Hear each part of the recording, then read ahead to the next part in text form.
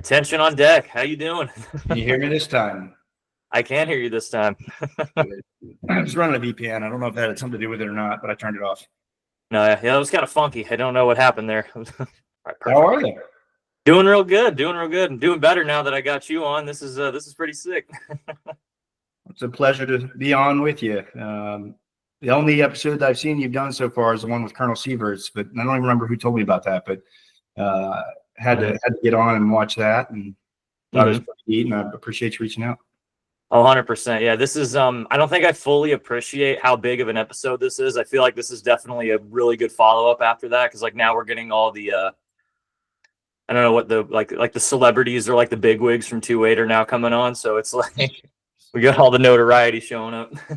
Celebrities, huh? Yeah, more from that and on this end, but I guess we'll end up talking about the photo. No, 100%. It's gonna come up. I will say though, I really love the whole setup that you got going on in the background, from all your hunting stuff to your book collection. It looks very pristine, put it that way. Well, the wife doesn't let me get away with anything else, and she's got the design on it. So I tell her things, and then she decides where they go. Works out pretty nice. No, yeah. Are you? I think I remember it right when we were still in together. But you're an avid hunter, I take, right? Yeah, big time bow hunter. I've been to Alaska twice, Africa 3 times, all over the West. Really? Okay. On the East Coast. Yeah, there's a giraffe head right over here. You have a giraffe? Yo, sick.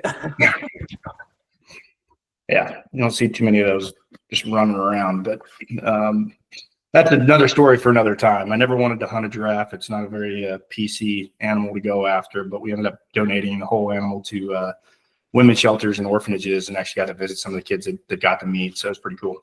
Okay, nice. Yeah, I was gonna ask for a second. I'm like, do you not like? Were you like poaching it, or like what was the? No, so South Africa is a little bit different, man. They the law over there is if the animal's standing on your land, you own it. So there are kind of high fences everywhere, but you might go to a property that's 100,000 acres and a high fence. And so this one was a donated hunt that I bought at a convention, and I told the professional hunter what I wanted to go after, and giraffe was nowhere on the list. He's like, "What about the giraffe?" I'm like, "I want to hunt a giraffe, Jimmy." But long story short, there was a carrying capacity issue. There was too many giraffe on the land for the food that was available, so they had to take a few in that given year. So that's how it all came together. All right, nice. Is that the biggest game that you've hunted or gotten so far? You know, weight wise, it's hard to say. I shot a Cape buffalo with a bow last year in South Africa. It was a massive animal. The giraffe were pretty big too. So yeah, no, I can imagine. For being able to hunt out that far, I mean, do you have to? How's the leave process being able to go to hunt in South Africa? Oh, it's a pain. I mean, the Marine Corps is a heck of an organization, and the DoD is phenomenal, but you know, the travel, not necessarily restrictions, but the things you have to go through to make sure that you're tied in with the embassies and people know where you're at, and you get what you need to. It's just a lot of work. Yeah, all your search are updated. All the red tape stuff. Well, in this case, I think a lot of it makes sense, but it's just when you're just trying to go and be away and enjoy the time off that you get, to have to go through all that work just to get there. It's just one more thing that you have to do, you know, the old 10 pounds of stuff in a 5-pound sack. Yeah. I like that. So right now you're eighth and I, right? Or is that where you're in? I'm an operations officer at Marine Barracks, Washington, 8th and I. Yeah. Okay, nice. How's that experience been being compared to being a company commander at a Victor unit? I imagine a little different. It is different for sure. You know, I actually, when I got back to 8th and I, because this is my second tour there, I was the guard company commander. So that was my 4th company command, which is amazing. That's complete cheat code. I think company command is one of the best levels of leadership. And I got to command guard company for about 7 months before I became the operations officer. When I switched into the OPSO seat, life got pretty crazy. You know, we've got 7 company-sized elements that fall under the barracks. Of those, 5 have independent operations sections because we're just always moving in different directions, small teams, big teams, conglomerations, and then pretty much every event that we support is high visibility. It's of course. Assistant Colonel Marine Corps, Sergeant Major, all the 4 stars, all the 3 stars, whatever. Pretty interesting. So everything we do is high vis, which means high performance, which means we can't get a lot wrong. And when things go right around the barracks, the Marines and everybody else gets the credit. And when things are screwed up, it's my fault. So. No, yeah, typical leadership kind of stuff. Yeah. So when you I'm just a little curious, just because like I don't know of anyone who's actually been to 8th and I, or at least that I can remember. But like, how's like the culture there? I imagine, is it like very, because with drill and like presentation being big, is it very like, are you like under a microscope or a little bit, or is that like a good way to analyze it?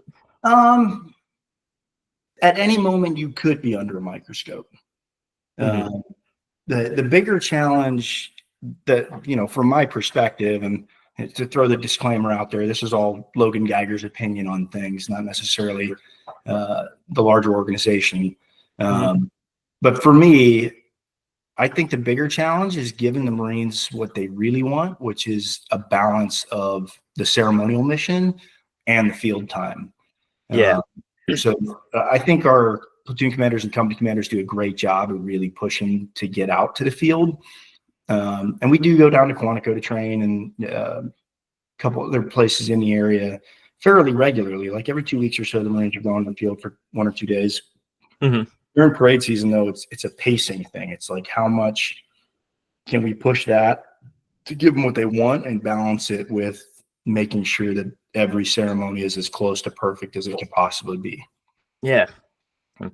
So is it almost like because I was under the impression that when you're in 8th and I, it's just like drill like 24/7, or like, a lot of like the big ticket like parade stuff. Is it a lot like that, or do you get a good mix of doing other things? I would say right now we're getting a pretty good balance of a good mix. Again, being that this is my second time there, and I've been a platoon commander, and I've been a company commander, and I've been the assistant operations officer at 8th and I. The 2015 to 2018 timeframe when I was there, it was like 4 days a week, 3 hours a day is drill. Like the whole morning, Monday, Tuesday, or Thursday, Friday was drill.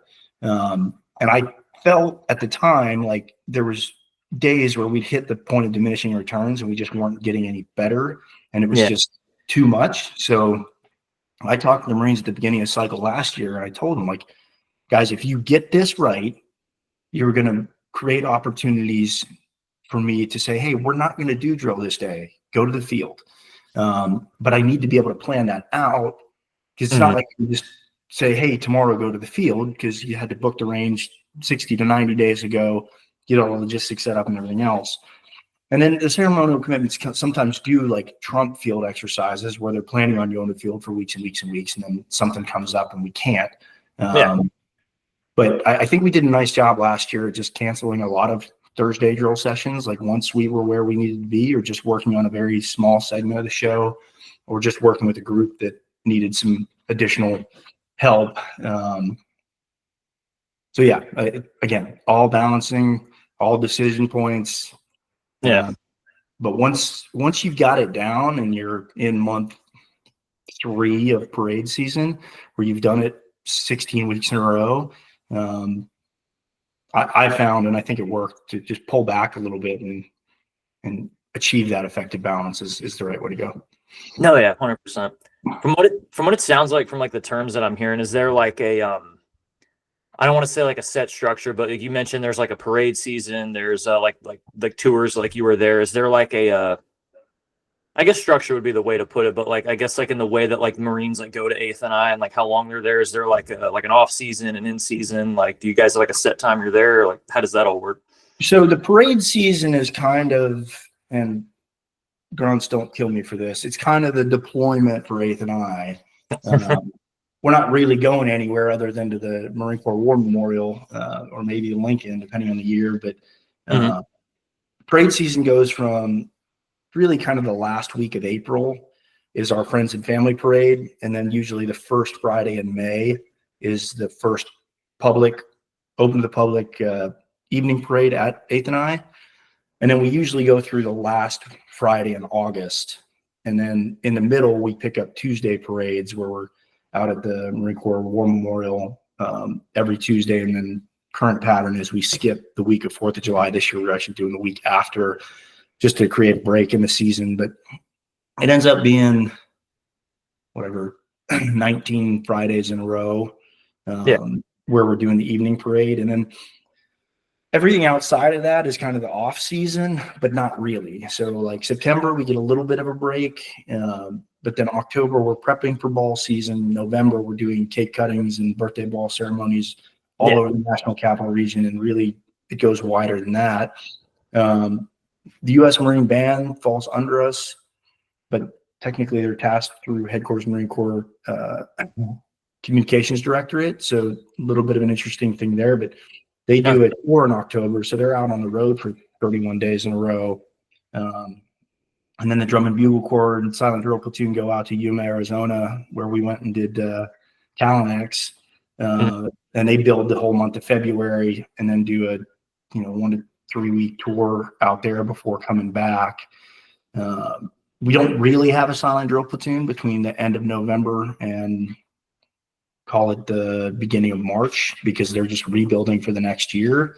But to answer the question about how it works for the Marines, all O3XXs that come to the marching companies, they're on 2-year orders. So they come, they do their first season, their second season, and then typically the goal is to get them back to the fleet where they can still do a workup and a deployment before the end of their first enlistment.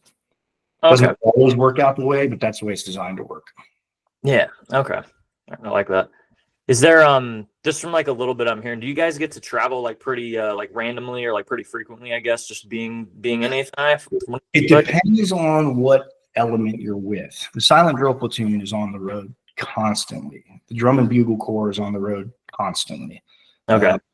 The color guard gets used and abused. I mean, that is a small platoon, and they do more. We call them shots. Like every ceremonial commitment, we call a shot, and they're just, sometimes it feels like they do 100 in a week. They're just really all over the place. Mm-hmm. Now, for like you specifically, have you gotten to like go to like do any? What's the word I'm looking for? Like any unique ceremonies or like go to like different spot, like, places or like, what's been your experience just traveling around being with 8th and I, or have you gotten to do one of them? Yeah. Back when I was with Guard Company, we did a trip down to Parris Island. So we do recruiting trips usually every other month. We're either in Parris Island or San Diego. I could probably go on most of the silent drill trips if I really wanted to. But for me, it's like I have to add value to whatever the thing is, or I need to be back at the house setting conditions for everybody else to travel. So the one unique one that I've done recently, back in October, a former Marine major by the name of Tyler Tidwell, unfortunately came down with ALS and passed away a couple of years ago. One of the best men, infantry officers, human beings that I knew. And we served together at 8th and I back in 15. And then he went on to company command, was in his OPSO billet when he found out that he had ALS. That disease is aggressive and terrible. Went downhill fairly quickly, but maintained an incredibly positive attitude, continued to write all the way up until he passed. But his local high school decided to name their football stadium after him. Cool. So we went out to do the stadium dedication with the Commandant's Four, which is like our top color guard. And I just went out as a command representative. So that was pretty cool. Oh man, that had to be it's definitely unique, but I imagine a little sentimental, obviously. Yeah, I mean, sitting there with his, wife and 3 kids, just doing dinner the night before, it was tough. I mean, it was great to see them, and the kids are all doing really well. I guess, you know, I was really there more in a support role, so I didn't think about it too much in the time. Oh yeah. Looking back on it, it was definitely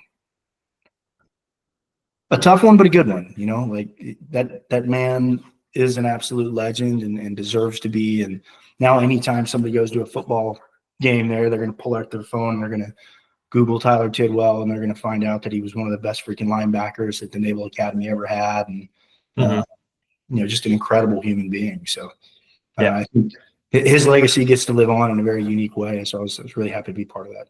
No, yeah, very, very rewarding to say the least, I imagine. Yeah. And so with your I know there's going to be a lot of weapons guys at least that may want to know, but because I never really knew like your background like prior to being in like weapons company. So like it sounds like you were in 8th and I before, but like what was your, I guess, like Marine Corps experience or like journey like going up to where it is now?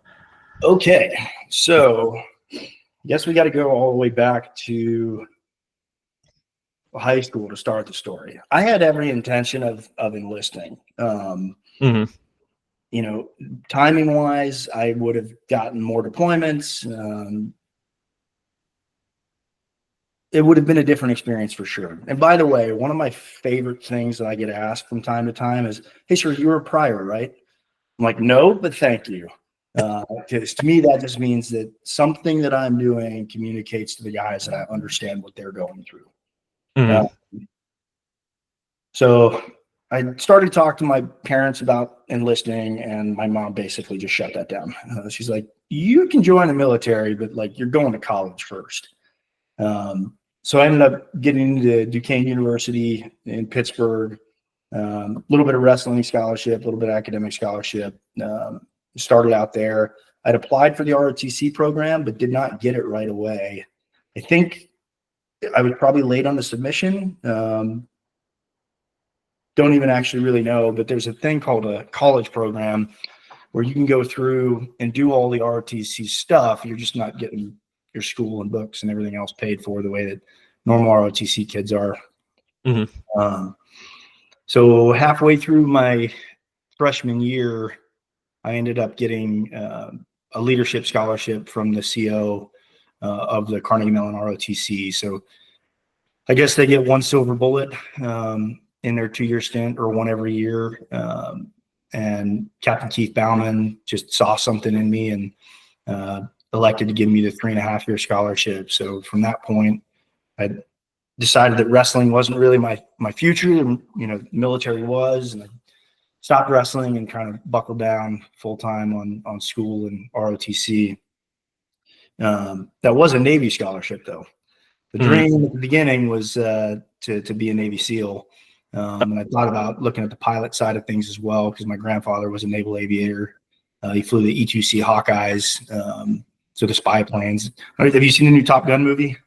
I have not. No, I'm a little behind on my movie homework. Don't worry about it. But at the end, there's you know, freaking 4 of the new jets, and then the E-2C flies over top of them. It's a big radar dish on it. Okay.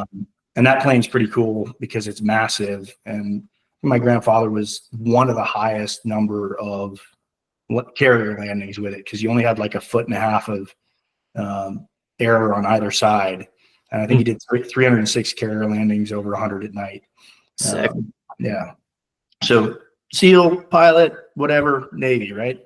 And then I went on my first ROTC summer cruise, which was Quarter Mid. They send you around. You spend a week with naval aviation, submarines, surface, and then you do a week with the Marine Corps. And leaving that 1 week with the Marine Corps down in Camp Lejeune, I was like, oh, no. That's what I am. That's who I need to be with. So I put in a change option package over to the Marine Corps. That went through, finished my time at Duquesne, and then went to TDS. July 6th of 2010. Yeah. TBS is a 6-month school. You're kind of competing in academics, mill skills, and come on now. Academics, mill skills, and leadership. There you go. Pretty hard to find that one. I ended up doing well in TBS and finished, towards the top of my class, got my first choice to be an infantry officer. We had 2 months in between TBS and IOC, 3 months or so at IOC, where I lost 17 pounds in 1 week. There we go. During a pack, so that was pretty good. Definitely an intense experience there, but really, sets you up for success to walk out and step in front of a platoon of Marines that are really not that much younger than you. First unit was 1st Battalion 8th Marines. I got Weapons Platoon Bravo Company first. Okay. Had them for 5 months. So from the time I showed up to 1-8 till we deployed was just over 5 months. And in that time, I learned how to be a fist leader.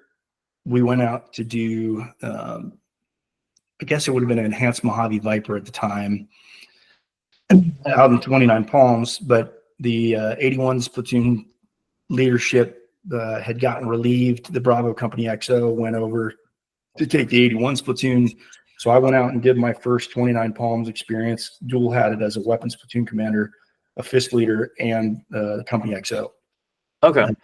Now, if you don't mind me backtracking, just because I think this would fit you more, just because you're more of like a younger officer, at least compared to Colonel Sieverts. But with so like you wrap up, you're officially like an officer, and then you go to 1-8, and then now you're basically in charge of Marines at that point. But unlike us being on the enlisted side, you don't go like from being whatever your MOS is to having like a small unit. You now are in charge of like an entire platoon of Marines. Yep. Do you ever, I don't know if like imposter syndrome would be the word, but like, does part of you think like, okay, maybe I'm not qualified? Do you have doubts? Do you like think maybe you're different? Maybe you were confident in your ability, but like, just what goes through your mind, like knowing that you're just all of a sudden, you go from OCS, now you're just in charge of anywhere from like 30 to 70 Marines. Okay, that's a great question. And honestly, I think imposter syndrome is probably a perfect way to describe it. And I think I've experienced that at every single stage of my career. You never, on day one, you never feel like you're ready. Yes. How could you be? I mean, for me, I think it's really as good as I've been in certain billets. It's never been good enough. Like, you cannot be good enough for your Marines. Your Marines deserve to have the absolute fucking best leadership available, period. And like, you let anything from personal life, take precedence over your job, what it is that you need to be a good war fighter, or just take care of Marines. To me, that's like, it's always a hard thing to do, but you can't be the best for your Marines if you're not taking care of yourself first. So there's always that balancing act. Yeah. I mean, there's definitely points in my career where I felt bulletproof and, I thought I was being super confident when reality is I was probably a little bit cocky. But for the most part, it's always been, I'm going to do my absolute best. I'm going to show the Marines who I am as a human being. I'm willing to take the armor off and show you where my freaking gaps are. And that's really, really worked out well for me. Because there's kind of two ways to approach it. You present yourself as this perfect, like, knight in shining armor, follow me guy. Or you say, hey, I'm pretty good. Here's what I'm not so good at. If I've got a freaking Lance Corporal that knows more about this thing and is willing to step up at the right times, like, I'm going to let that Marine share his thoughts and ideas. And if they're better than mine, then we're going to use those and we're going to move out. I think you get in a lot of trouble if you always have to be the one that has the best ideas. If that makes sense. No, yeah, I see what you're saying. I guess like my question, like, I'm always kind of fascinated with the way that like officers like have to learn how to be leaders. And like, obviously, like with your situation, you may have a different take, like with your life or your experience, but like officers, you guys are just like thrusted into the leadership role. You guys go immediately from like, you become officers and then you go to your unit and then you're just in charge of leaders. Whereas like, or you're in charge of people. And then as in the enlisted side, we get to kind of observe things a little bit. and try to piece things together. So that way, like we have an idea of what like a leader should be. Yeah. But for you guys, it's like you're going straight out of college, out of like whatever little life experience you may have, and all of a sudden you're just thrusted into like a leadership role. So like, how do you learn that just on the job, or like what was you like? Did you have like mentorship where you have to pick it up as you go, or I don't know. I'm just always fascinated by that personally. It's a combination of all of those things, Cody. You're in charge regardless, right? And you're responsible for everything the unit does and fails to do, which means that sometimes you might get shit canned for something that was completely outside of your control that, one of the Marines decided to do. But the higher you get in the organization, the more you realize that this is it's high stakes poker, and everybody at that level gets it. And at the end of the day, the institution has to survive. And if that's at the cost of individuals that have given nothing but their best effort the whole time, it's unfortunate for the individual, but the institution always has to come first. Yeah. And that is almost a verbatim quote that I got out of a awesome conversation that I had with now Lieutenant General Ben Watson, who is one of the most incredible leaders I've ever worked for, and really makes time for his people. That was just while he was the CG of the warfighting lab, made time to have breakfast before he went out and took the 1st Marine Division. Does I guess the sidetracks a little bit, but being at a 8th and I versus like being in a grunt unit, was your like how was just your leadership experience as a whole? Like, did you feel like you did more like with a grunt unit versus 8th and I, or like did you learn different things from different spots, or like how did each experience shape your view? It's definitely different, right? But I think in Victor units, the mission is so much more clear. It's so much harder to do those hard things day in and day out, because it's pretty easy to just focus on the sweat in training so you don't bleed in combat side of things. Yeah. And you get to be around the Marines more, certainly, than you are in an OPSO role. It's easier to do what we picture Marines doing and be in that side of things from a mental side, right? Yeah. Physical side is a hell of a lot harder.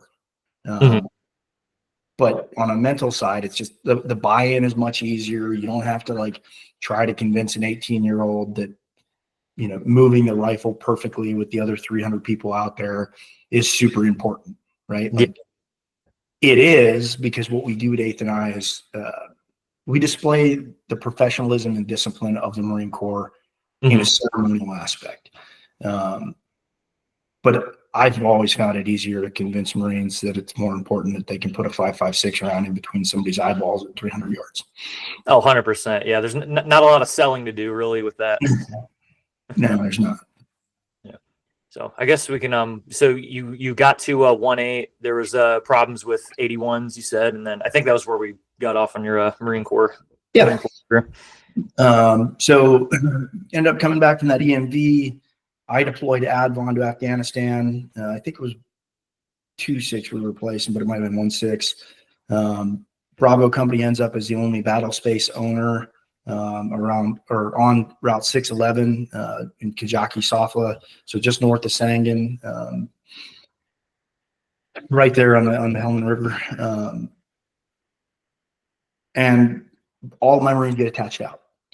So weapons platoon just gets bifurcated out to 1st, 2nd, and 3rd platoon, and I'm doing a little bit of fire stuff, but really just doing the COC watch kind of day in and day out. Yeah. End up doing that for 2 months. Really not a lot going on. We were patrolling so aggressively that we didn't have a lot of issues. I think Bravo Company ended up having an almost perfect IED find rate. Like, we didn't have any strikes, which was awesome. Okay. And then really only took some pop shots here and there. Now, every time we went on excursions, as soon as we crossed the river, things got spicy. And then 3 months into the deployment, I ended up going and taking a police advisor team. There's a lot of a backstory there, but some other people got relieved while we were over there. And at the time, Colonel Trimble's kind of easy button was let's throw Lieutenant Geiger at the problem. So I ended up taking over a police advisor team and training like 160 Afghan uniformed police and operating with them day in and day out. And then towards the end of the deployment in June, we took 2 small teams across the river with the Afghan uniformed police, trying to set up a new police station on the other side of the river to just expand their zone of influence. And then we revitalized the Tangi Bazaar, which worked for a time. And as I understand it, that all kind of got walked back several months after we left. But yeah, that was most of my experience in Afghanistan was as a police advisor OIC, which was super interesting. Yeah, I was gonna ask, how was it like? Because I mean, you'll see videos of just like how like the ANA or like how they'll act differently versus like American Marines or like soldiers that are there. But like, how was it like actually working with the Afghans versus with Marines? Different.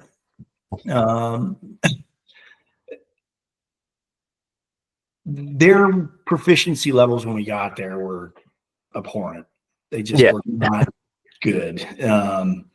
But we actually came up with a program, and the law enforcement professional that I had there and worked with, we kind of wrote a program and set it up from a train-the-trainer perspective. And we went through 3 iterations of this like police academy. And by the end, we had the honor grads from the first 2 courses actually teaching the 3rd course. And you could see the progression of them actually getting a heck of a lot better and like taking ownership and seeing, how those leadership billets kind of developed, and then those guys stepping into it. And ended up being pretty rewarding to take them from really not knowing anything to I'm actually comfortable operating with these guys. Yeah. You're almost like you almost got to see like the creation and like I guess like the creation of like an actual system, like an actual unit, take place and develop. Yeah. I think the Marines were probably, still significantly better, but I think we made those guys quite a bit more lethal and survivable while we were there, which was the goal. And then we ended up shutting down that, we called it FOB Maverick, towards the end of deployment, step back where they were going to operate on their own from there forward. Mm-hmm. Right. So that was my first deployment, and probably where I, first time I got cocky and felt like I was bulletproof coming back from that one, not having any Marines injured or killed. When I got back, I got told I was taking the 81's platoon, which was awesome. Great experience. I love 81s. I actually got to go to advanced mortarman course. Oh, really? Okay. Yep. Over on Camp Geiger. So I learned how to plot and do all that kind of stuff. Okay. On 81s for 23 months. We did UDP deployment to Okinawa, got out to the Philippines to shoot a little bit, and then went up and did the Jungle Warfare Training Center. But that deployment was tough for 81s because all we could shoot was like the air cannons that were like sub-caliber mortars. So we were out on the freaking softball field every day doing what we do, but we had to kind of pivot back to doing more of the provisional infantry side of the 81's mission while we were here. I got selected for Maneuver Career Captain's Course, which is an Army school down in, I don't know what they're calling Fort Benning now. It's probably something different. But it was Fort Benning when I went. Did 6 months with the Army. It was a great school. And then that's when I got assigned to 8th and I for the first time. Now, when I got assigned to 8th and I didn't know what it was. I didn't know it existed. I had no idea what it was. And to this day, I can't figure out how it happened because every time I've seen the process, you have to volunteer for it. Okay. You have to like put your name in the hat. And I, again, didn't even know it existed. So when I got contacted by my monitor and told I had orders to 8th and I had to freaking get on Google and figure out where I was going. Got orders to 8th and I, started with Guard Company 2nd Platoon. So Guard Company at the barracks is interesting. You do the security on the actual installation while you're there, but you're also in a program to move on. Once you got your clearance goes through and you've hit all the qualifications, you either move on to Camp David or the White House Communications Agency. And then Guard Company also owns the 4 to 8 with alternates, Marines Now, that now, if I open could doors. just cut you off real quick, how does the if you could translate from like the way a Victor unit works to like eighth and I, like how does like the structure work for when you get to eighth and I? You mentioned like you were going to a guard company. Yeah, so depending on when you check in, and the officer cycles at eighth and I are really interesting, and you're not usually in a job for more than 12 months as a company grade officer. So it's like kind of this constant rotation, again, tied to the parade season that we talked about. So when you show up, you usually either go to one of the guard platoons or the 3 shop as an infantry officer. So it might be like the S3 Zulu or training officer or military district for Washington liaison, something like that for the first couple of months before you go to your first marching assignment. And then we actually have something called ceremonial drill school that we run twice a year. You got to pass that before you can even be considered to go to the marching elements. Okay. All right. So the actual, because I imagine like you're probably, I don't want to say flustered, but when you said you didn't even know it existed, but then you get there, it's like, were you still kind of in that mode of thinking, or what was it like? What was your first impression when you showed up? It was definitely kind of figured out as you go. But the good thing about the barracks is all of the officers are hand selected to go there. So you've got a very, very competitive group of company grade officers. And competition breeds excellence. That's a very real thing. When I showed up, there was maybe a little bit too much competition. That wasn't always as friendly as it should have been. But you just joined a team full of freaking MVPs. It's like, okay, let's go. It's time to work. Let's figure out what this thing is. I joined the Marine Corps to be the best. I came here to be the best. Let's go. Okay. I like that. So you knew you weren't dealing with like, any people who didn't want to be there, like, crummy people, you were dealing with like a real superstar kind of lineup. Yeah. Yeah. And that's kind of typically the way it works. Which is nice. For what it's worth, I asked to go to TBS. I wanted to go be an instructor and potentially go to IOC and be an instructor. First be billeted in the Marine Corps. That's what I asked for. Didn't work out. I have no regrets. I mean, the 8th and I experience was phenomenal as a captain. I made a lot of great friends. Networking opportunities are everywhere. And then all you got to, the marching side of things is not that hard.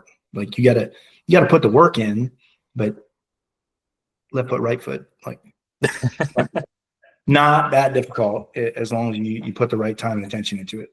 No, yeah. Yeah. Did you ever have that? Like, I mean, granted, I don't know what your initial feeling was, but did you ever think part of you was like, this is kind of like useless, or I don't see the value in it? Or were you just like immediately drawn into it, or how was your? Whether I was lying to myself or not, I don't know. But it was one of those situations like, okay, I understand what this job is. This is my job. I'm going to do it to the best of my ability. That's just what you're supposed to do as a Marine. So I found it fairly easy to just take it seriously, work hard, try to be the best. And that mentality worked out. Yeah. So you didn't feel it like, because I imagine going straight from, doing a pump in Afghanistan to, going to 8th and I mean, on paper, it may seem like it's a step down, but I mean, you went full-fledged with it when you showed up. Yeah. Well, so you got to remember, I had that almost 2 years as 81's platoon commander where we didn't have a combat deployment. It was an Okinawa unit deployment program rotation.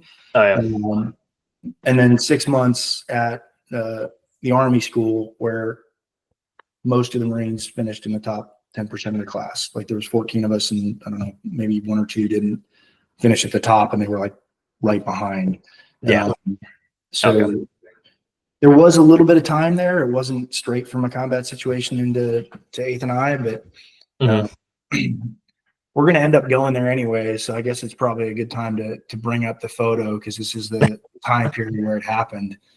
I don't think I had been at the barracks for 5 weeks when we heard that people from the ad agency that we used were coming to do like auditions. And I knew what was going on. I knew where it was. I knew the timing, and I knew that I had work to do, and I wasn't planning on going. Yeah. So the day rolls around, and public affairs officer comes up, and she's like, "Logan, are you going to the audition?" I'm like, "No, like I got work to do." She goes, "Wrong answer. You're going." And I'm like, "Fine." So I grabbed one of the other platoon commanders. I was like, "Tim, let's go. Like, let's just go do this thing." And we went down and like wrote our name, rank, and I think personal awards, height on a little dry erase board. And they just took a frontal picture and a profile picture and profile picture. And basically that day they were like, "Hey, we'll reach out if you've been selected to do any of these."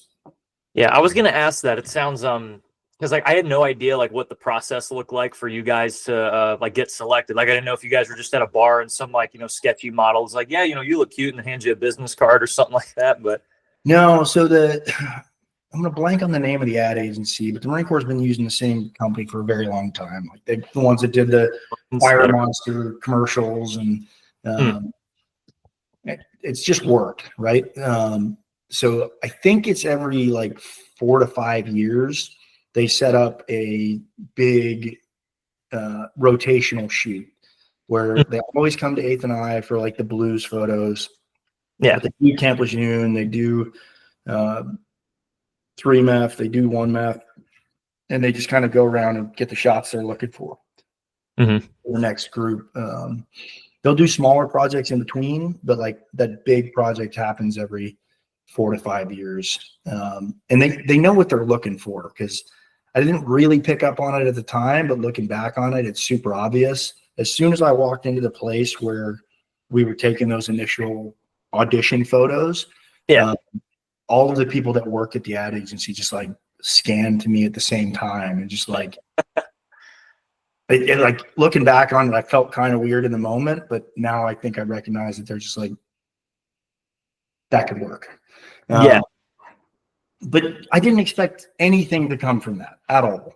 No, and it was probably 2.5 months. I hadn't heard anything. And then one day I got an email about where I needed to be, what uniform I needed to be in, and don't have any plans for the day because like your job for the day is taking photos. But I hadn't been through our ceremonial drill school. I didn't know what I needed to know to be a marcher at the barracks yet. So I'm getting all these like hip pocket classes on how to hold the sword, how to fix my cover, all kind of random stuff. Right before it happened. And then we ended up, I think I had more pictures taken of me that day than I had in the rest of my life combined. And that photo, the famous photo, like we didn't take that picture. That's photoshopped. It's me, and then like we all took those different angles, and they just picked the 5 Marines to be in that photo. So technically, that's not even like you then, like technically speaking, or that's already together. I haven't put any time into figuring out how Photoshop works, but it's definitely my face, and like it's just cut out, and then they put it together and then put the fighting spirit of an entire nation below it, and so that's kind of how it came together. But again, probably 4 or 5 months before I heard anything after that, and I'm like, well, they're not using anything that I did. And then my buddy was down at Marine Corps Recruiting Command, and the first photo was me by myself on the front of the Marine Corps Opportunities book, which is basically what describes all of the officer programs, and that goes out to all the OSOs and recruiters. And so it was like one of the recruiting publications was the first thing. And then probably a month and a half later, when I saw the first version of the photo, and then that thing just started to blow up and go everywhere. So you didn't even know that like they had, I guess, selected you or decided to like use you as like the the face of the Marine Corps until it just basically was there. Nope. Not until some people that were working down at Marine Corps Recruiting Command, sent me a photo and then started showing up on the Enterprise Service Desk newsletter and in the billboards. And then 8th and I decided to wrap their buses with that photo. So for years, there's been like 5 or 6 buses that I was getting on and off to do these events that had a 10-foot version of my face on the side of them. Do you ever get like pulled over from a cop and like they ask for ID, just point? No, but I have gone through gates sometimes where I left my CAT card and I showed the gate guard. I'm like, that's me. Can I go on base? That's not the only celebrity treatment that has manifested from this whole thing. But yeah, I was gonna ask, like, have you gotten any like just people recognizing you or like people like trying to put 2 and 2 together? Like, you look familiar, or how's that been? So the funniest thing about this is when I would be like at the Lincoln Monument doing parades, but I wasn't marching that particular week, I would be in the exact same uniform as that photo, and I would stand right beside the bus, and tens of thousands of people walk by, and not once did anyone go, "What? Whoa, that's crazy." After that, in the years since, there's been friends of mine that like didn't know about it and then found it. So I usually get a couple emails a week, people thinking that they're the first ones to ever see it. But they've been using that damn photo for like almost 9 years now. Yeah. So it's not the celebrity status that you might expect it would be. And for me, the questions, once people do realize that they ask a ton of great questions, at the end of the day, it's just like, it's a really cool thing. I'm glad that it worked out, but like, I didn't get it because I'd done something exceptional as a Marine. I got it for 3 reasons: right time, right place, and right jawline. That's it. Yeah. Thank you, Mom and Dad. Yeah. Right. Yeah. Genetics helped out on that one. But low key though, I mean, do you ever think that like, when your Marine Corps career is all said and done, you think about what, your kids, nephews and nieces may remember you for? I mean, like, it's pretty cool to think that, you were the face of the Marine Corps at one point. Like, do you ever, even though you have to work for it technically? Yeah, it's super cool. And, humbled, honored, all of those things come to mind, to represent an organization that means so much to me and so many of us in that way. But I've always been very deliberate to not like let it go to my head at all, because I guess it probably could if I was a different human or wired a different way. But again, I know how it happened. It was kind of a fluke. So it's really cool to represent the organization that way. But it's also like, I can't really make any mistakes because it would go pretty poorly if the guy on the billboard, and apparently there's some curse that people that end up on the billboard get in trouble somewhere along the way. Really? That's what I hear. I haven't done the research, but people talk about that quite a bit, and they have specific stories of like, hey, this friend of mine was there and then got a DUI or something like that. So maybe me staying out of trouble is the reason that it's has lived as long as it has. But I don't know. There's a Madden curse for being like the cover story of the Marine Corps. That's nuts. That's probably the best way to say it. Again, I haven't done the research. I should probably stop telling that story until I do, but I don't know when it's going to hit the top of my priority list. So I think I do want to do the research because I'm very curious to see if this lives up to it, but it's nuts. So did you get to, because I noticed like in at least a couple of the photos, there's like 5 or 6 other, Marines that are surrounded by you. Did you like meet any of them or like know any of them were there? So all of those Marines were assigned to 8th and I in 2015. So like we all took the pictures the same day. It's just we never took that conglomeration shot. Yeah. That makes sense. No, yeah. No, but I've also seen versions of that photo where 4 people stay the same and they swap me out with somebody. Okay. What all, because you said they took like so like countless amounts of photos, but like what were all was it just like the same pose you did? They just took it like hundreds of times, or what did they all like? What did you have to We propose? were all over the barracks taking different like actual marching like some videos, some photos, and then our main like music hall that's on the top side of the installation was set up to be a photo shoot. So we probably took, I don't know, 300 or 400 photos, just different angles, different setup, different stances, that kind of stuff. Okay. And now I doubt this would probably be a thing, but like ever since then, like has it been, since you took the photos, that was it? Like you don't get, I imagine you don't get like royalties or like notified of anything about it. It's just like the Marine Corps owns that and you've just been on your way since. Yeah, I think that's how it works. I have not seen a dime from it, and it's okay. Oh, okay. and that's kind of surprising. So that was like your first tour, or first stint in 8th and I, and then after that, it was 8th and I, 2-8, and 8th and I again, pretty much. No, so I did 3 years of training education command in the G3. So 3 years as a staff officer working for essentially the OPSO of what became a 3-star command while I was there. And in that job, I pretty much quarterbacked the entire training and education response to the AAV mishap that happened off the coast of California, where we lost 8 Marines and a sailor. That was, a lot of congressional testimony prep, a lot of briefs at the 3- and 4-star level.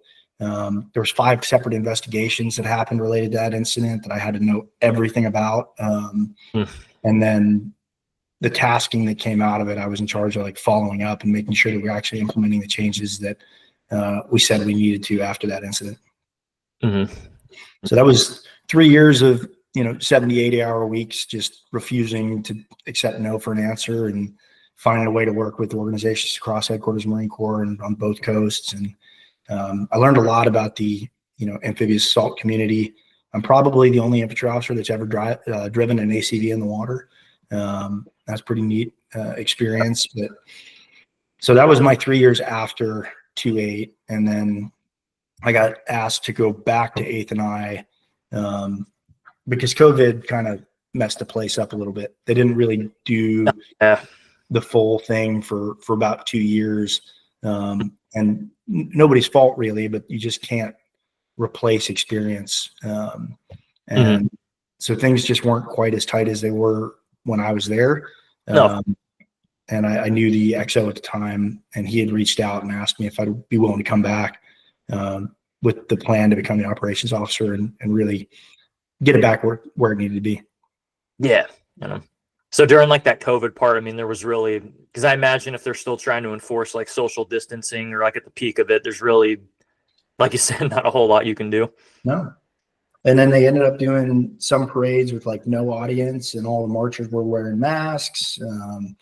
And then they started doing limited audience with like the 6-foot spacing.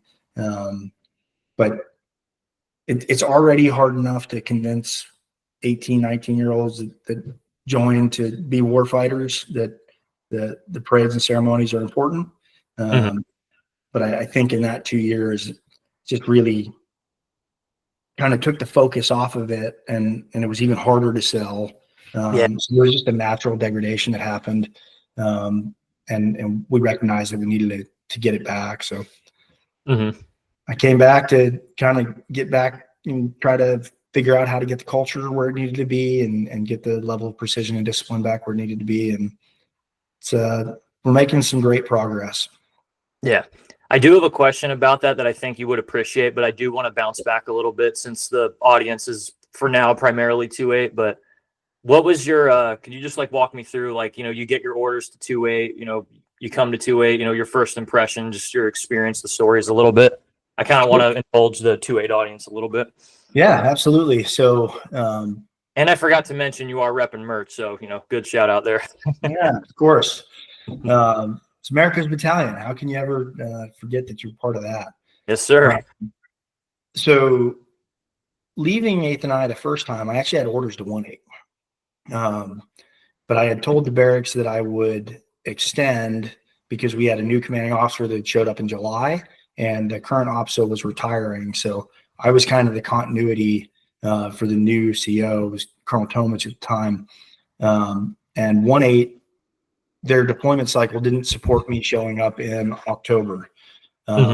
So, now Lieutenant Colonel retired Dan Granger, who was the XO, kind of worked a deal to give up one of the captains that was coming to 2-8 to 1-8, and then I could come in October.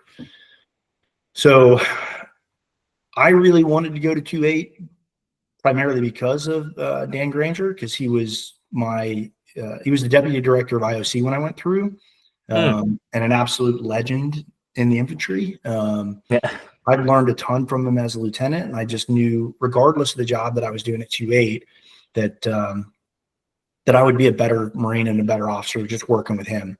And then I got a chance to meet Colonel Sieverts, actually at 8th and I that last summer before I came down, and he made an incredible first impression. So I'm like, this is gonna be awesome.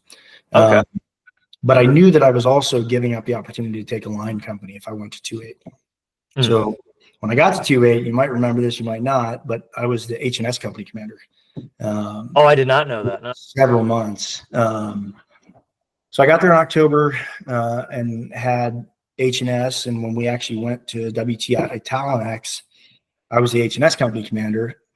And then, but my 81's background, I just couldn't stay away from you guys. So when we were out running range 400, I came down and started messing with the boards and the computers, and we figured out a couple of things with prop temp, and we ended up freaking banging some targets out there. And then I think it was around the July time frame. There was just some personnel changes, and I ended up taking weapons company after we had chopped the MEU right before PMIT. And then Steve Pickett took H&S company, and we went out and did PMIT. But like, we did the change of command. I took the company. The next week, I went on my like mini honeymoon with my wife, and then came back, and it was straight into PMIT. So we were really hitting the ground running. They talk about like imposter syndrome, trying to figure out how am I going to do this thing. At that time, it was like just getting oriented on the company while we were spread all over the place. And then we had the CO over on New York, and we were on the Baton, and just with all the moving parts, it was and like no time to just like sit down with you guys and kind of talk command philosophy. We were just in it, like moving constantly. And then what was it? Was it Com 2X? It ended up getting extended because of the hurricane, and we were out way longer than we were supposed to be. And we thought we were going to do all these great things for the Bahamas, but we really just ended up filling water jugs and some of those ashore. Gosh, that time just, when you look back on it, it flew for me. I don't know. What was it like for you guys being down in the bowels of the ship, sleeping on top of each other? It was definitely interesting. I mean, it was the one thing I noticed. It's like I think we all grew quirkier on the boat, just because I think it's like it's just only us, and like we're kind of cut off from the world a little bit. So like our personalities just kind of meld and divulge in ways that you didn't think possible. But it was I don't know. I mean, it's not like high end like living standards per se, but I mean, it's definitely fun looking back on it. I would say. Yeah, I mean, to me, like the berthing area on the ship, I tried not to be in there all the time, because that's your home, right? And like just like the barracks when we're back home, got to get in there, got to inspect, make sure we're taking care of our spaces, try to keep you guys from destroying exit signs and shooting fire place. But at the end of the day, like I need to know that your spaces are taken care of and that you're getting what you need in there. But you don't need me in there all the time. In fact, it would be like an awkward intrusion. Yeah, like there were and I'm not gonna like name names, but we had like a couple higher ups that did like come down to the berth. Like, don't get me wrong, I mean, it is cool to see like the higher ups come down every once in a while just to like assimilate, I guess you'd say. But we had some that would come down there just like way too frequently, and it was like Yeah, awkward. That's a good way to put it. Yeah, I mean, that's definitely an interesting balancing act from the leadership side of things, because again, still responsible for everything that happens down there. If you guys get too quirky, uh, not always a good thing. But yeah, just finding a way to like respect the fact that it's your space, as long as it's taken care of and the NCOs are doing what they need to do. Mhm. But also not just being like completely absent as a leader. So you got to Yeah. kind of pick your touch points, and try to make those interactions as normal as possible. But for the last 14 years, there has not been too many times where I've walked up on a group of junior Marines and the conversation didn't either cease or, pivot, or, Mhm. and I always try to be like, guys, I'm just a human being trying to figure out what you got going on. Like, am I the boss? Yeah, but also you can talk around me. Like, I'm going to learn more about who you are if you just act naturally. Mhm. And do So you feel like being a because I remember talking with Colonel Sieverts about this a little bit, but like, do you feel like that's what would be the right way to phrase this? I don't know. It's like challenging, or like how do you approach trying to just like break people's guards down to just let, especially with enlisted, just trying to get them to be themselves. um, but my number one tactic has always just been to be real. Like, just show you that I'm a human being too. Um, Honestly, like taking off the armor a lot of times has been the thing that has kind of changed the tide for me. Um, I think there's really something to, nobody really cares what you know until they know that you care. Yeah. So just being genuinely interested in whatever it is that the Marines want to talk about and having a conversation about what that is, whether you have any experience with it or not. Sometimes people just want an opportunity to talk to you about what's exciting to them. And Mhm. the more you can create that natural conversation, the quicker that you can increase trust. And then once the trust is built, there's not a lot of hurdles after that. But it Yeah. takes a long time to build it and like no time at all to break it. Mhm. Yeah. It's almost like kind of building a relationship a little bit. Just, Yeah. Yeah. We're building 240 of them at a time. Yeah. I'll just ask this one to you. I think I actually sent you this in some of the like questions and stuff, but like from what you've noticed, obviously a little more officer centric, but like what do you notice is like the biggest difference, like just being around officers versus the enlisted? Um, I think in today's day and age, I genuinely believe that the average level of intelligence of junior Marines has been on the rise. I think we've done a good job with recruiting.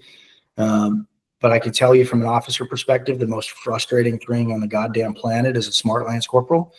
Uh, because when your junior Marines are asking really good questions, like, you need to provide really good answers. And you don't always have time to do that. And I don't know if you guys remember this or not, but one of my biggest like command tenets is give the Marines the why every single time that you can, because the one time that you can't, they've got to be ready and willing to execute without Mm, it, yeah. right? But you only build that by telling them why you're asking them to do what it is, along the way. Hmm. And it's great that Marines are inquisitive and outside the box thinkers, and they really want to be part of solving the problem. Um, but like, as an officer, you're the one that is always responsible for whatever thing you choose. And in Hmm. training, sometimes you can actually use the idea that isn't as good, just to let it fail so that everybody can learn from that failure. You don't learn a lot from winning all the time. You don't learn a lot from just getting it right. You learn a hell of a lot more when things don't go right. Mm. So I've always been willing to accept risk in training when things are not going to go catastrophically wrong, to teach the lessons, so that when I've got that Lance Corporal squad leader out on patrol that's going to be making decisions, it's not the first time. Yeah. You Yeah. just let them, hey, this is how I want to skin it. Cool. Yeah. As a company commander, and the next logical step would be battalion command. The commander's intent is the most important thing that I have. Hmm. My OPSO can fill out scheme and maneuver and write the whole execution paragraph, but purpose, method, and end state. I'll tell you why you're doing what you're doing. I'll tell you what I want the battlefield to look like at the end. Mm-hmm. And then I'll give you a rough sketch of one way to do it. The method to me is just like, this is the way I would skin the cat. But at the end of the day, that's the least important part. Because if you give them a good why and tell them what you want it to look like at the end of the day, they're going to come out with a lot better method than you would planning in a vacuum by yourself. Oh yeah. And I imagine, I mean, obviously, especially between the two of us, you would know about it way more than I would, but direction is just like for any group. I mean, you need that to, steer any ship. People just want to be led, Cody. Yeah, literally. Like they want to be led and they want to be told what needs to get done. And then they want to be left alone to do the job for the most part. Culturally speaking, would you say, I'm just curious to hear what your thought on this, but people talk about like the enlisted being like the more like rabble rouser, kind of like the fun side. And then you have like officers as more of like, the more like bookend kind of like, preppy kind of side. I don't believe in that necessarily after talking with more of the officers since I've been out, but like, what would you have to say like to that stereotype or just like what you've been, with your decade plus in the Marines? I think that it is very healthy that perception exists. But I don't know if you guys have ever heard this or not, but there's a pretty common saying that when you get any group of 2 or more Marines of any rank together, they all revert to being Lance Corporals. Yep. If we're in a room by ourselves and it's a whole bunch of majors that I came up with, it's gonna be interesting just the same as it would if you guys did a freaking 5-year reunion. A couple years down the road. So I think we all, you got to be a little bit off to be a Marine in the first place. Mm-hmm. I think the officers have to present a more polished or reserved persona more often. No, yeah. And we try really hard to be prepared when we come up and do speak to the whole unit because, when I was talking to weapons company, there's like 200 plus dudes there. And if I talk for 15 minutes, just think of the man hours that are either being used well or being completely wasted. If I talk for 15 minutes. And if it's 20 instead, that's an extra 25% of whatever that freaking man hour time is. So it's always incumbent on us to actually be prepared when we have to make those remarks. So I think that's part of where the more polished or reserved thing comes from, where typically I would say, and not always, there's exceptions to every rule, but our enlisted leadership, more extemporaneous, more off the cuff, more hip pocket class type thing than the deliberate preparation. Yeah. Which there's a place for that. The ability to react quickly is absolutely necessary at almost all levels of leadership. But because the officer actually owns the responsibility, I think it's just a little bit more deliberate approach. Mm-hmm. Yeah, a little more of like, I always use it kind of like big picture thinking, I guess you would say. Yeah, as a leader, you have to be able to relate to the individual circumstances of every one of your Marines, and then also pull back up and look 2 levels above you in command and take a look at what your unit looks like to them. So it's, freaking ground level view, 10,000 feet back to 3,000 up to 20, you're just kind of constantly assessing where your focus needs to be. Mm-hmm. Since we're on the subject of like officer versus enlisted, I know you brought it up earlier, but do you ever think of, how your life / Marine Corps career would be, had you went the enlisted route rather than going to college first and being an officer? Honest to God, I think it would have been different, but only to a point. I think probably in those first 6 years or so, I would have been that pain in the ass Lance Corporal. But I would have tried to do the best job I could and, picked up Corporal Sergeant. And then I'd like to think that I probably would have found a way to go the MESEP program and then kind of end up in the same position, just a little bit different timing. Yeah. And probably a hell of a lot more combat experience at the lower level, because the 4 years that I was in college, we were fighting. Mhm. Or I might have freaking caught us straight around and not been having this conversation. So who Yeah. knows? Yeah, your face would look a lot different on the Marine. That's right. Absolutely. Yeah. So, well, yeah. So I'll just ask one more thing before I get on to that last question I had. But what was if you had to pick like what was probably the funniest story, like either behind the scenes or just maybe that happened in 2-8 that you were a part of. What was like the funniest story that you think happened when you were in 2-8? Oh God.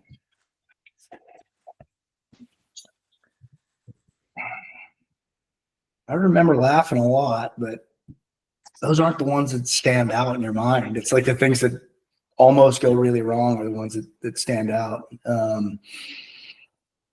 I guess this is a good two-way conversation if you'll allow me to pivot. Oh, please. Do you remember what the call sign was for the company before I got there? Outlaw. Yep. Outlaw. That's right. And I tried to do this democratic process of kind of pivoting the company's call sign to be in line with the rest of the companies. Yeah. Also get away from Outlaw because you guys were all excited about it, but like for the wrong reasons. Was the assessment? I didn't.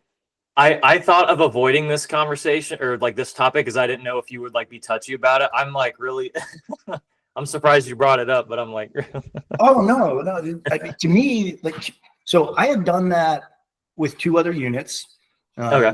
and it worked out really well, and there was no pushback, and people just kind of like got behind something different, and it was like the buy-in was there. It was super cool. Yeah. But that's not exactly how it went this go around. Yeah. I think some people were like pretty upset that we went away from Outlaw, but to me, like, and it'll drive one other point that I want to talk to you about afterwards, but Outlaw is just categorically misaligned with what we do as Marines. Like everything we do is, the rule of law, the general orders that apply to combat, Geneva Convention, like we follow rules. No, of course. In war. So Outlaw is just like, it's like right on the nose, and coloring outside the lines is how the Marine Corps ends up in the newspaper in a negative light. So that, and then again, just the way that I felt the vibe of it, it just didn't feel like a good culture. But when you got 200 independent thinkers that feel however they feel about a situation, you're not always going to hit the nail on the head. And then I kind of had to force the Lakota thing more than I would have liked to. It's always better if like everybody bought into it, but that was just one of those tough decisions that I had to make, even recognizing that I didn't have the buy-in that I needed for it to be super effective. Now, because all we really saw was just like the name being changed. Was there like and you don't have to like throw names out there if there was, but was there like any like external pressure for you to change that name, or was this all kind of like your own initiative, or like how did like the brainchild of this idea,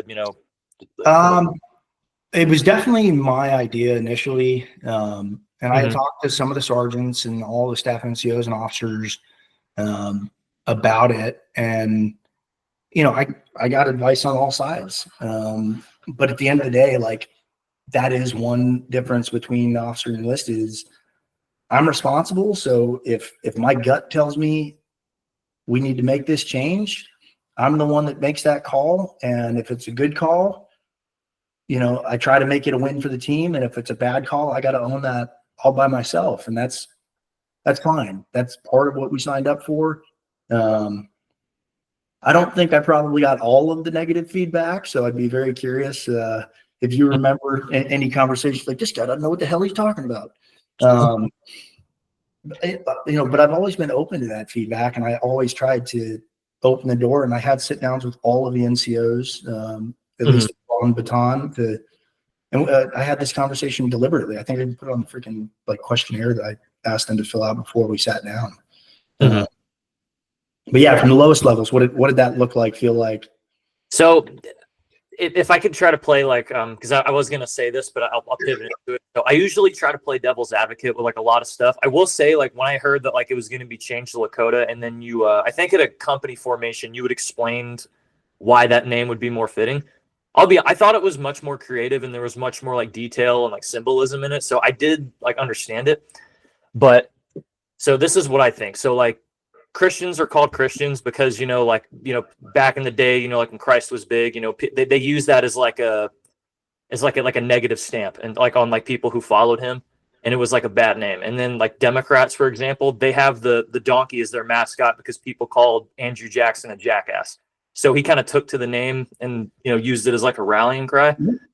And I think the story, because I did a couple episodes I had on Sergeant Barr and Sergeant DePriest from CAP. Mm-hmm. I think the origin of like the outlaw name, because there was like hazing allegations and like NJPs that were like hit on Weapons Company a little bit. But I don't know if you remember too much. We would always say like when somebody yelled out outlaw, like the whole company would just start screaming it like all over the place. I think that was like kind of like our rallying cry. It was, like the actual term outlaw, yeah, it may not be the most fitting thing on paper, but it brought camaraderie and it kind of brought us closer together. Yep. Bring that up. So, and I imagine you probably thought this, beforehand, if I do change it, it does look better, but I am taking that away. So that is kind of like what we were like more upset about, was just like, we can't, like it didn't matter if we were in snipers or in 81s. Like if somebody yelled out outlaw, everybody just gets riled up and we're kind of brought together. But I'm kind of curious what you thought, even though if I change it, that's probably going to get taken away. Well, I recognize that there was some risk there. And the last thing you want to do is take away positive energy. The decision point for me, though, is because of what it represented and what you guys were rallying behind. It just didn't feel like the right thing to be rallying behind. Whether or not those, however they ended up, kind of irrelevant, right?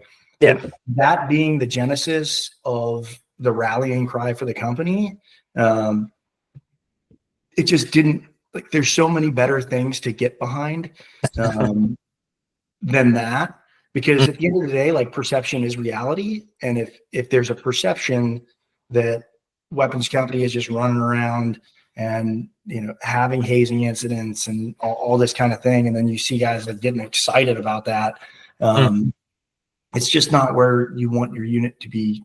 That's not the direction you want your unit to be moving in, which is part of why I felt like I needed to change it.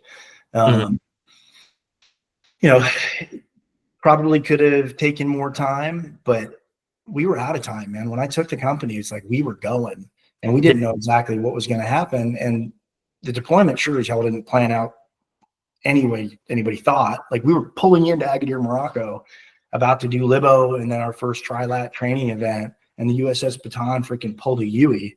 And I ran onto the COC, and I'm like, what the hell just happened? And I forget who told me, but they're like, we just killed Qasem Soleimani. I'm like, oh, that's bad. They're like, in Iraq. I'm like, oh shit. That's real bad. And then the entire deployment got flipped on its head. So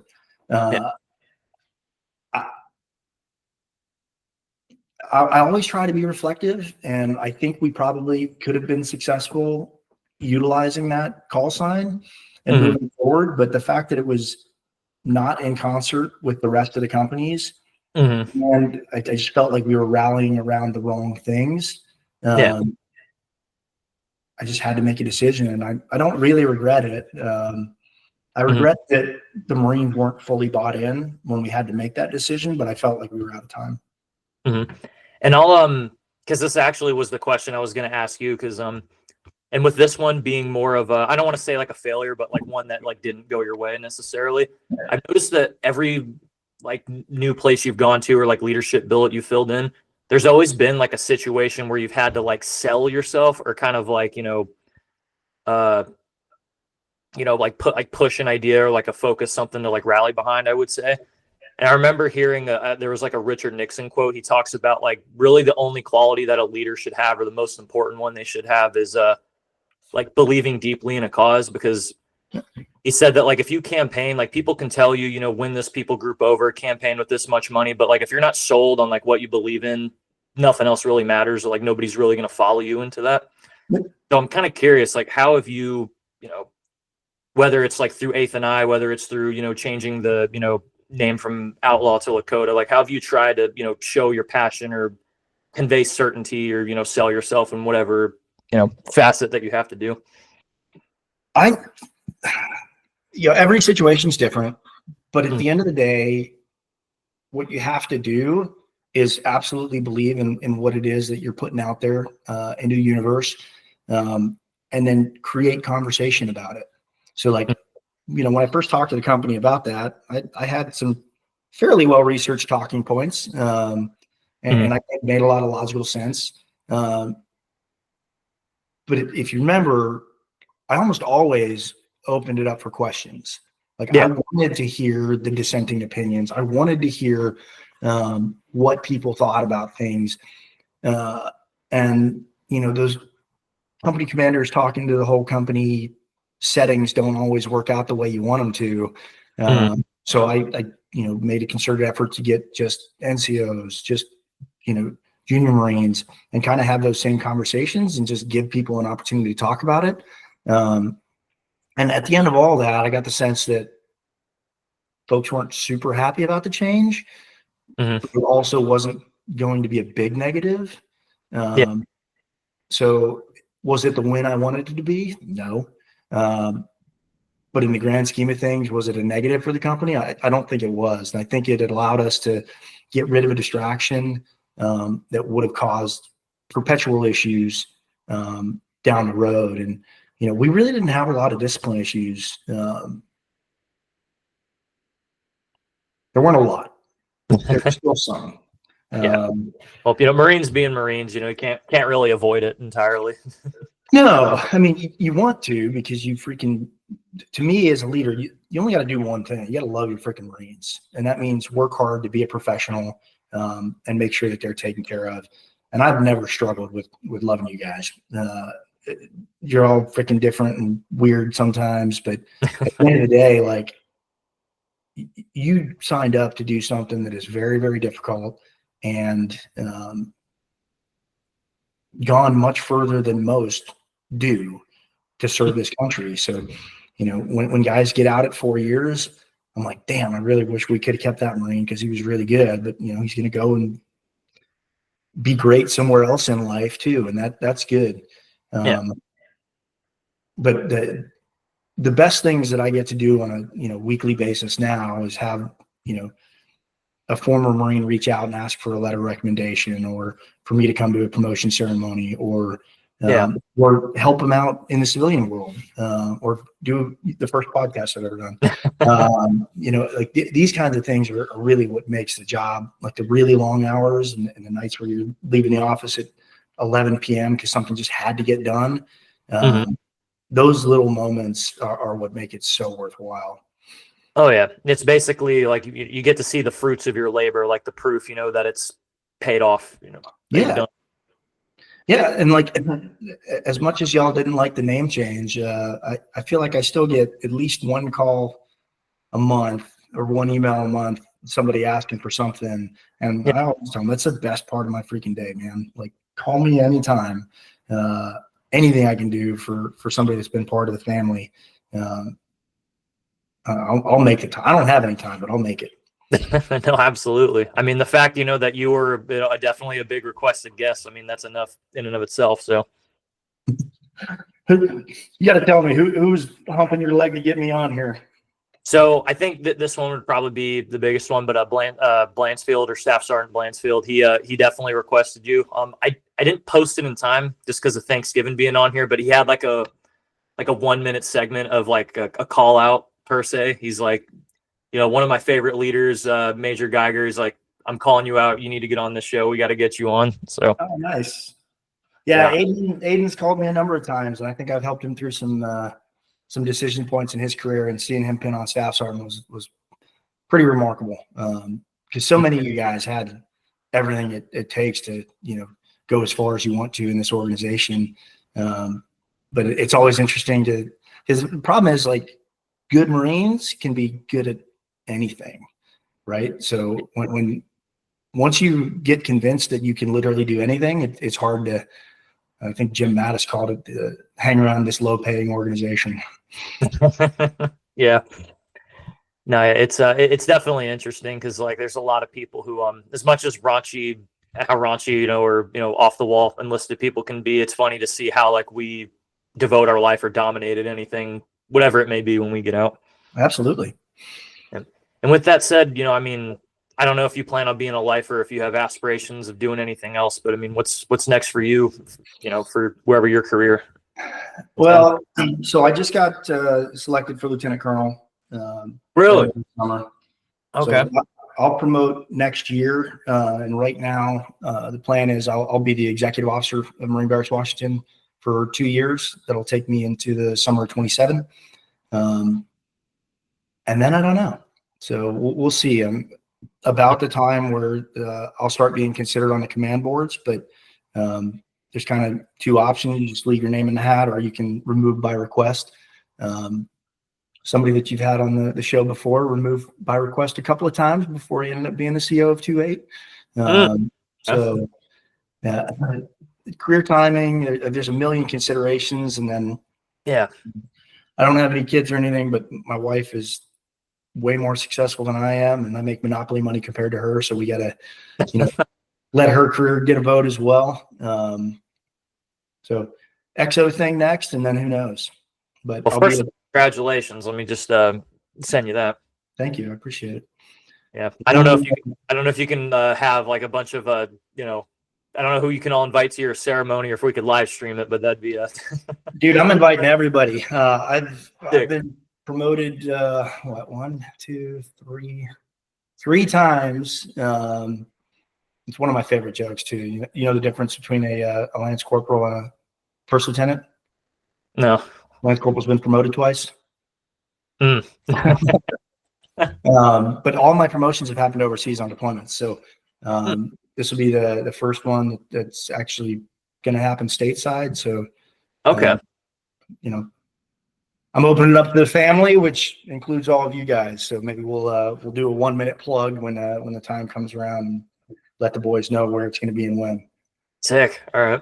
Do you I imagine it probably it closer to like when that year comes, but do you have like any details as to like your promotion stuff, or is it just you know you're getting promoted?